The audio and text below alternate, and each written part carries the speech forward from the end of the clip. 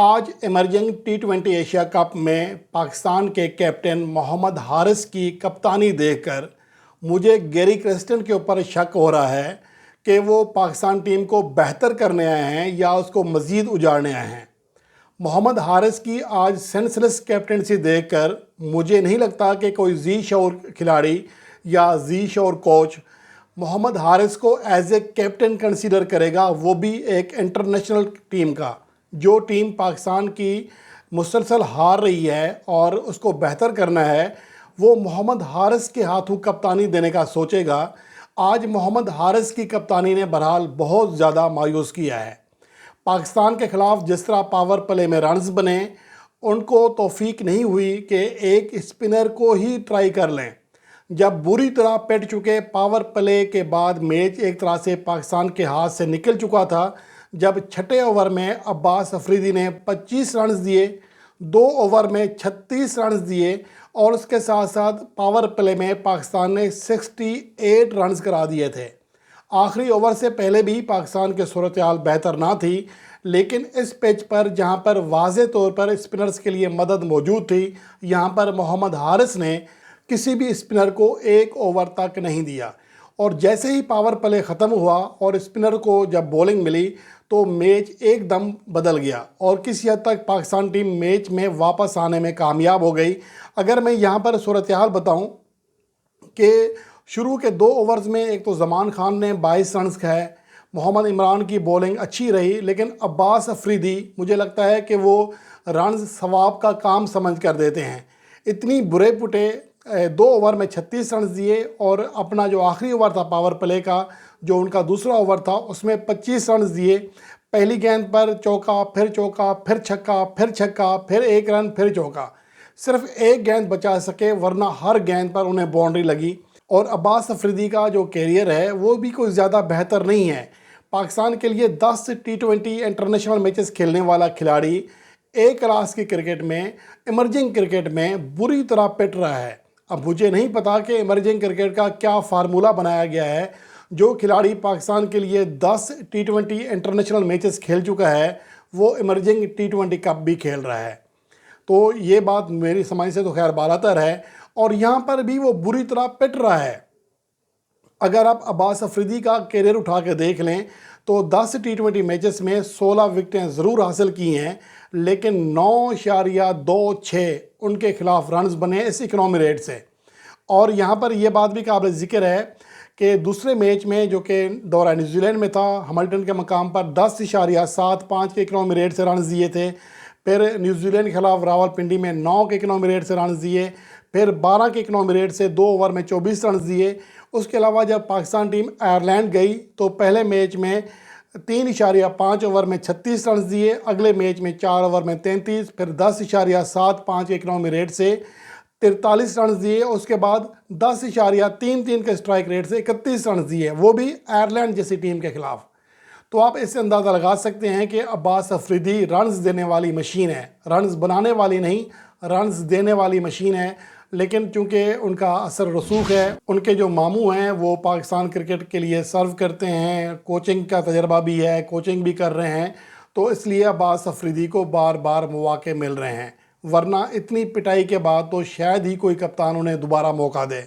इसके अलावा जो अहम बात है कि स्पिनर के आने के बाद पाकिस्तान ने मिडल ओवर्स में अच्छा खासा कमबैक किया। आपको इस बात में हैरानी होगी क्योंकि पहले 6 ओवर में 11.33 रन्स फी ओवर के रन रेट से रन्स बन रहे थे। उसके बाद 6.27 के इकनॉमी रेट से 7 से 17वें ओवर तक 11 ओवर तक सिर्फ 69 रन दिए पाकिस्तान के स्पिनर्स ने।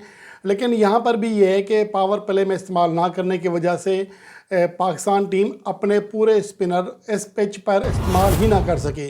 अरफात मिनाज को सिर्फ 1 ओवर कराने का मौका मिला और उसके अलावा सुफियान मुकीम ने 4 ओवर्स कराए, कासिम अकरम ने 4 ओवर्स कराए। अरफात मिनाज ने 1 ओवर में सिर्फ 4 रन दिए, 1 विकेट हासिल की, लेकिन उसे दूसरा ओवर कराने का मौका ही नहीं मिला।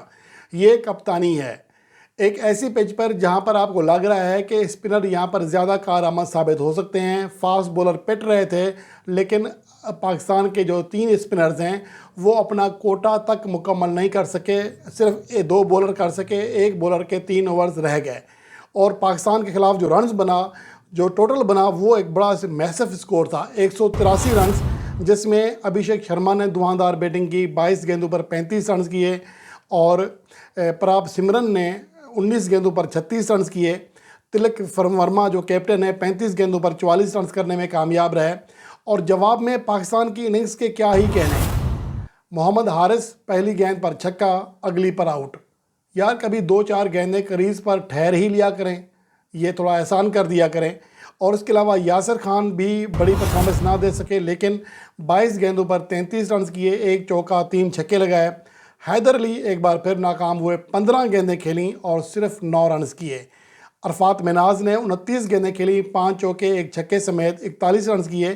تو اوورآل پاکستان کی کارکردگی زیادہ بہتر نہیں رہی ہے۔ عباس افریدی نے بولنگ میں ناکامی کے بعد بیٹنگ میں کسی حد تک ازالہ کیا، 9 گیندوں پر 18 رنز کیے، 4 چوکے لگائے، لیکن اس کے باوجود پاکستان ٹیم 176 رنز تک جا سکی، معمولی فرق سے صحیح، لیکن پاکستان ٹیم کو اس میچ میں شکست کا سامنا کرنا پڑا اس ٹیم سے جس میں زیادہ انٹرنیشنل پلیئرز نہیں تھے، اور پاکستان کی ٹیم میں وہ پلیئرز کھیل رہے تھے جو کہ پاکستان کے لیے بڑے میگا ایونٹس کھیل چکے ہیں۔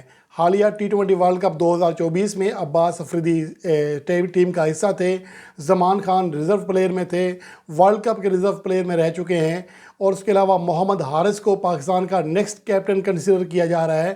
تو یہ ٹیم بھارت کی اس اے ٹیم سے آ رہے ہیں جس میں 1 سے 2 ہی پلیئر تھے جو کہ انٹرنیشنل کرکٹ کھیلنے کا تجربہ رکھتے ہیں۔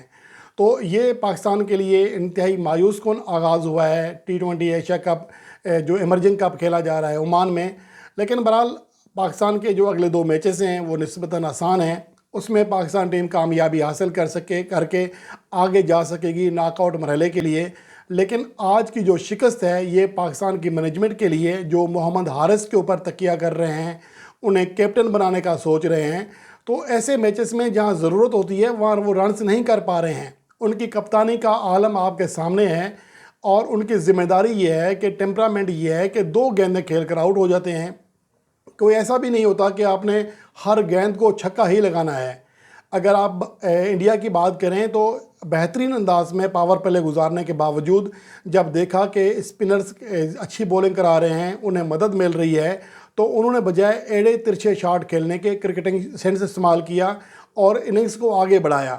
اگر یہاں پر وہ غلطیاں کرتے تو وہ پاور پلے کا جو ایڈوانٹیج تھا وہ ان کا ختم ہو جانا تھا، اور یہی چیز ہوتی ہے کرکٹ میں، سینس چاہیے ہوتا ہے۔ صرف بلہ گھمانے سے یہ تو پنکھا ہوتا ہے، پنکھے کو گھمائیں پر پھرتے رہیں گے، گیند کہیں بھی لگی تو باہر چلی جائے گی۔ تو یہ پنکھا نہ بنیں، بیٹسمین بنیں، کرکٹ کو سمجھیں، اس کی روح کے مطابق فیصلہ کریں، صورتحال کے مطابق کھیلنا سیکھیں، تبھی جا کر پاکستان کرکٹ کا جو بینچ ہے وہ بہتر ہو سکے گا۔ اگر محمد حارث جو کہ کبھی ٹانگ اٹھا کے شاٹ لگانے کی کوشش کرتے ہیں، کبھی سیم ایوب بن جاتے ہیں، کبھی حارث نیا ابراہیم ڈی ویلیئرز بن جاتا ہے، تو اس طرح کرنے سے، کسی کو کاپی کرنے سے کرکٹ نہیں آتی ہے، بلکہ اپنی صلاحیت کے مطابق بہترین محنت کرنے اور بہترین رزلٹ دینے سے ہی انسان آگے بڑھتا ہے، تبھی کامیابی ملتی ہے۔ بہرحال پاکستان کے لیے پہلا میچ مایوس کن رہا، روایتی حریف بھارت کے ہاتھوں پاکستان کو شکست کا سامنا کرنا پڑا۔ اب پاکستان ٹیم کے لیے کسی حد تک ٹھیک ہے ناک آؤٹ مرحلے میں چلی جائے گی، لیکن کسی حد تک اب جو اعتماد ہے وہ خراب ہو چکا ہے۔ لیکن بہرحال امید کرتے ہیں کہ پاکستان ٹیم آنے والے 2 میچز میں کامیابی حاصل کرے گی اور کوئی اپسیٹ ہونے کا موقع دیے بغیر ناک آؤٹ مرحلے کے لیے کوالیفائی کر لے گی۔